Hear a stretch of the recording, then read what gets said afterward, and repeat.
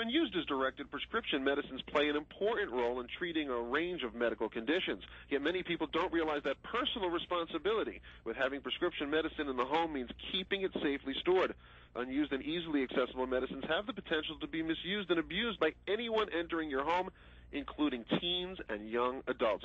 Joining us today is parent advocate and actress Catherine Hicks and Keith Hodges. Keith is the president and owner of the Gloucester Pharmacy down in Gloucester, Virginia, and also an executive committee member with the National Community Pharmacists Association. Welcome, both of you, to the program. Thank you for having us. Let's start right off. Can you tell us, Catherine, why is safely storing prescription medicine so important? Well, the misuse and abuse of prescription medicine has become an urgent public health crisis, and that's why I joined forces with the National Community Pharmacists Association and the pharmaceutical company Purdue Pharma to launch this Safeguard My Meds program, because I'm the mother of a teenager, so I'm obviously concerned about this issue. And people need to know that by properly safeguarding their prescription medicines in the home, they can help prevent abuse. 70% of people 12 years and older who are addicted to prescription medications say they got it from a family member or a friend. That's where they got it. So that's a little scary. Catherine, tell us what some of the common mistakes people make when leaving their prescriptions in the home. Well, if they were like I was, and I know there are many, I know all of us. I had that in the junk drawer in the kitchen. I had it in my purse, in the glove compartment, in the medicine chest. I mean, and you take the few pills, but the doctors always give you 20 more, so you've got like these potent things laying around. So the first thing to do is to scoop them all up and put them in a locked storage container, and put that locked storage container high on a shelf in the linen closet. That's step one.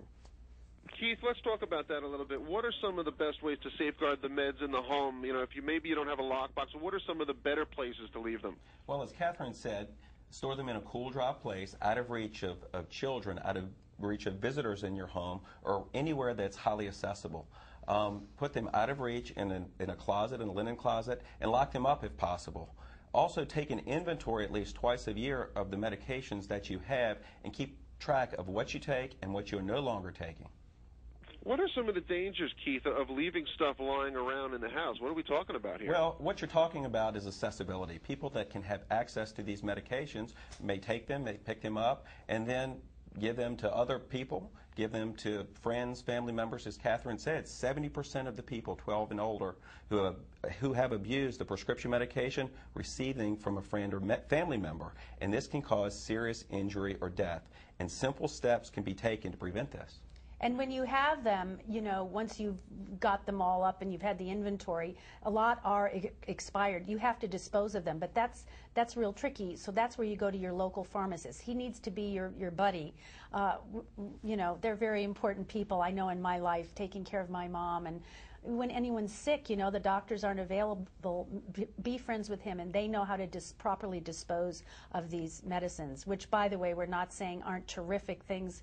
They treat a lot of conditions. Prescription meds are okay. We just don't want them getting in the wrong hands.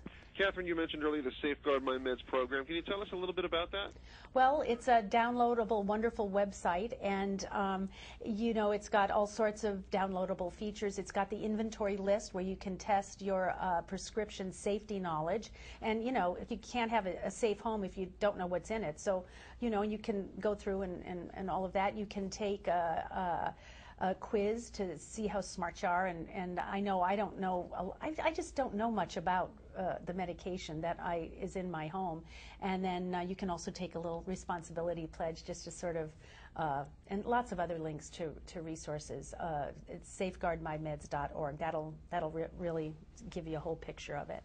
Keith, let's talk about disposing medications. You have medicines perhaps that are either A, no longer needed, or B, that have expired. Should they be disposed of in the same manner? They should not. There's no one-size-fits-all way to dispose of medications. That's why it's very important to talk to your community pharmacist. Use them as a resource. They have the knowledge and the tools to properly dispose of these medications.